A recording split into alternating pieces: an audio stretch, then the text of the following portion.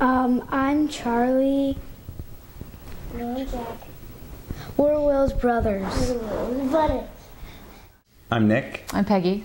And we're Will's parents. That I got lucky because some people don't survive. It's cool to have a brother that is a cancer survivor. Pretty cool. Devastating. Yeah, I would say it was very emotional. Peggy and I in particular were very emotional, and Will was upset. He'd just gotten some shots and those types of things, and so it was very emotional. You know, the first thing you think of is, one, will he make it? And two, you know, will he have the opportunity to live the life that we kind of had, you know, hoped and dreamed about when you're having a child? And you know, those are the things that really kind of stick out for me. You know, I remember driving to the hospital from the doctor's office and looking at him in the rearview mirror, and just sad, you know, and just a sadness that I've never really felt before. It was tough. A lot of hospital stays. The first couple of years were really hard. He was obviously very sick, and he had a lot of side effects from the treatments. Heart issues, he had fluid on his heart and lungs, very high resting heart rate. He had an anaphylactic reaction to a chemo and almost didn't make it. He went through a point where his legs hurt so bad that he couldn't walk for 2 weeks.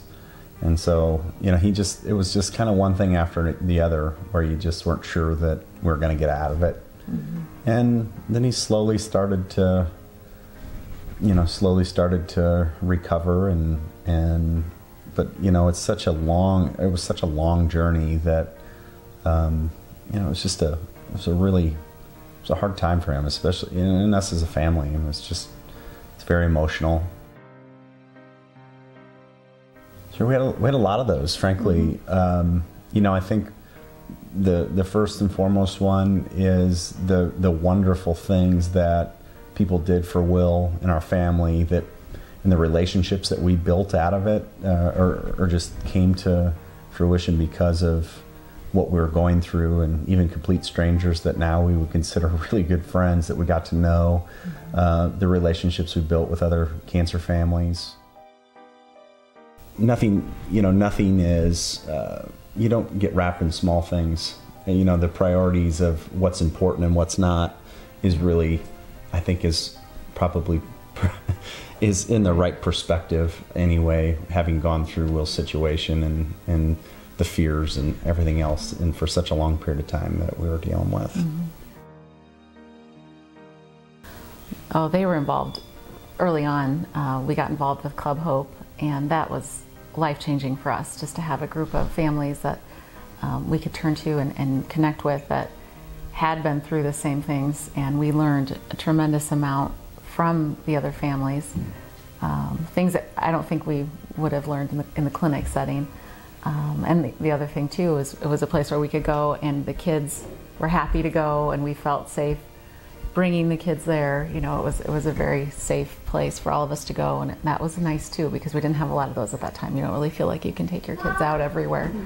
And then I remember the first time we went to family camp, it was truly the first time we had had fun together as a family and laughed and just relaxed together and enjoyed life, and that was wonderful.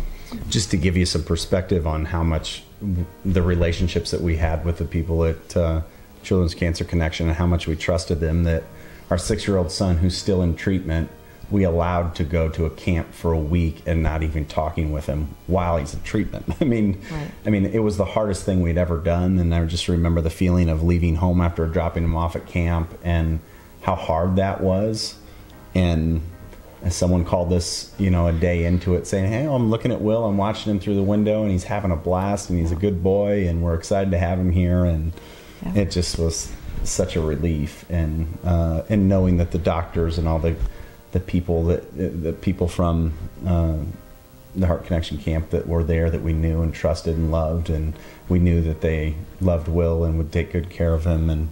But that was a hard thing to do, and even in a situation where your child isn't sick and facing a life-threatening disease, Still hard. It's still hard to send them.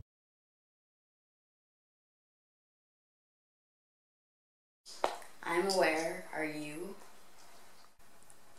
We are aware.